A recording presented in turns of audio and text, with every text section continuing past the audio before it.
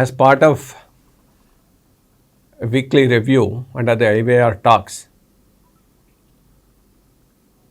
I am discussing major important international national events, and today we will review two major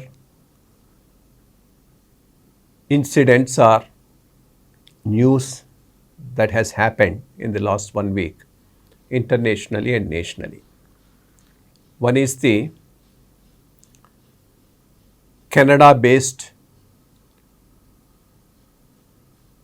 Khalistani terrorism and linking up of Indian intelligence agencies with the killing of Nizar. A known Khalistani terrorist harbored, nurtured and sheltered in Canada. Last week it looked as if it was an accusation made by Justin Trudeau, the Prime Minister of Canada, against India. But as days passed, it's now becoming very clear Trudeau is not alone in this. Maybe he's just a front to a warning which United States wanted to give to India. At that time it was suggested or leaked, because they are giving a number of deliberate leaks, that 5i surveillance system shared intelligence with Justin Trudeau, based on which he came to this conclusion that India is behind the killing of Nizar. What is this 5i surveillance? This consists of the Anglo-Saxon 5 countries which share intelligence among themselves. These are New Zealand, Australia, England, USA and Canada. But as days go by, now it is specifically being mentioned that the intelligence is shared by USA. Then the US based media is highlighting this issue far greater than what it needs to be emphasized on. Like the Washington Post, the New York Times, Economist are carrying out any number of articles on this on a day-to-day basis, so that the issue does not die down, suggesting that India has done something gravely wrong. And in addition to Justin Trudeau, Antony Blinken, the US Secretary of State, and a number of others have talked, stating that it's a major issue and India needs to cooperate. One thing that everybody is surprised in the West, as I could see, because this is something on which they are tweeting a lot, posting a lot and talking a lot from the West, is that there is no dissenting voice. India as one is today standing behind the government in what they have done, even if assuming that something has been done. And the reason for it is a pent-up anger and feeling that Canada has become a real a shelter and a heaven for the extremists and for their activities. It's one thing to give shelter, to give asylum to activists who propagate the cause, whatever they think is right. If they go to some other country and say that in the country of their origin they are being persecuted, that's entirely one thing. But to allow them to direct, supervise and effectively carry out terrorist activities in another country is a different thing. Then allowing them to raise funds for these terror activities is much worse. Canada is exactly doing that with reference to these Khalistani extremists. They are getting a free hand to operate their terrorist activities from Canada and also get sufficient funds to do the same thing. When this intelligence is shared with Canada, Canada is refusing to act on them. So, in fact, as somebody has pointed, if there is a country which fits in the bill to be a country to be monitored by FATF, an organization which is set up to monitor the activities of terror funding and terror sheltering nations, Canada fits the bill perfectly. But we have Pakistan on the grey list of this FATF, but not Canada. And Pakistan really suffered because of that, because there were a lot of sanctions. But Canada is going scot-free. This is another case of hypocrisy and double standards that the West maintains. Of course, the whole history of America is one of targeted killing of people, extra jurisdictional killings, starting from L&D to anyone. I mean, that's the way they have been operated right up to Gaddafi and Saddam Hussein. But then, when you question them back, they don't answer. They will only stick to this point that this is a violation of sovereignty of Canada. But now that it is known that it's not exactly Canada which is taking this stand, but it is USA which is behind this, it's time India is careful. Why is USA doing it? It's a partner within India as part of the Quad to contain China, and has been working closely with India on a number of other issues. But this one, they have raked it up strategically with a purpose. The thing is, they are not very happy about the independent views that India is taking on a number of other issues, starting from Ukraine war, buying of oil from Russia, or any other thing where India is following an independent path of its own. But is it worth picking up a fight with USA at this juncture? Definitely not. So now that we know that America is behind it, not so much Canada, it's time we compromise somewhere and put a full stop to this whole thing. Because strategically, America is very, very important to us. Whatever people may say, America is still at a commanding heights internationally. China has really played their game very well. They just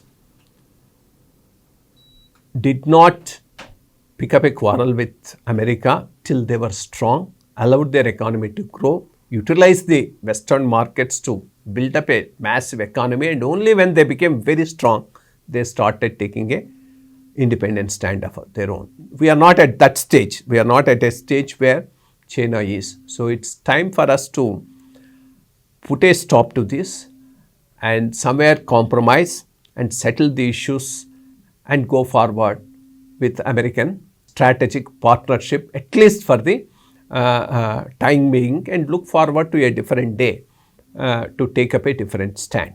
But at the same time, now that the issue has come to the fore, we can definitely put pressure on Canada about terrorist funding, terrorist activities, containing them, and get them on board in containing the Khalistani terrorism in India, which is being monitored, financed, operated from Canada. I think this should be the right approach for us while addressing this particular issue internationally.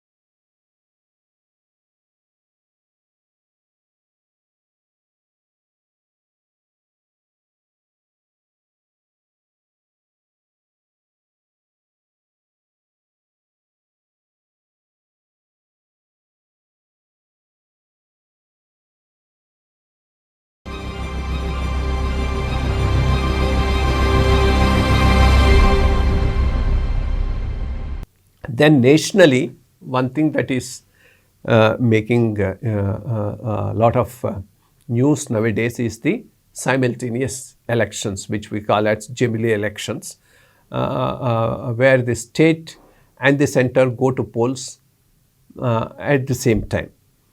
In fact, that's the way the election process in India has started in 1951 and continued to 56 and 62. After 62, slowly, as far as the states are concerned, a lot of instability came. Till 62, almost all for a decade, it was Congress rule everywhere. There was a lot of stability. 5 years, the chief ministers were not changed, or even in case they were changed within the same party, somebody else has taken over.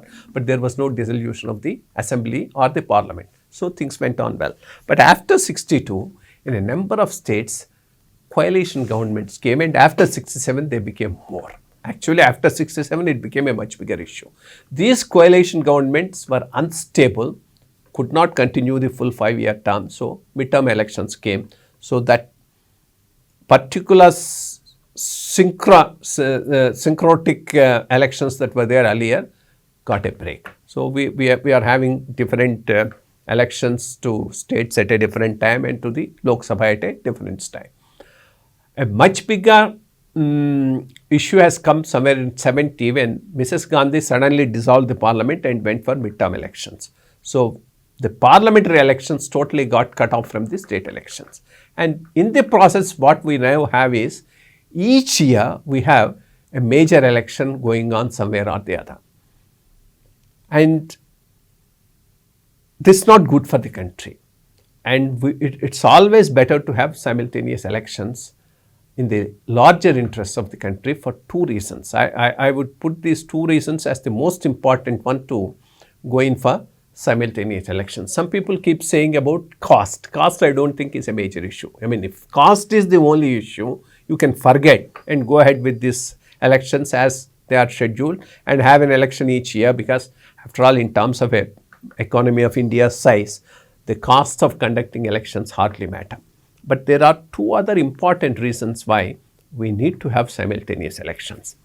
Point is, a 5-year full political stability for political leadership to implement their policies on a long-term basis, keeping the long-term interests of the nation at heart, is very, very essential. What happens when you have elections each year? You can't take a long-term view of issues. You are forced to take populist view of the programs and issues. That may be temporarily give some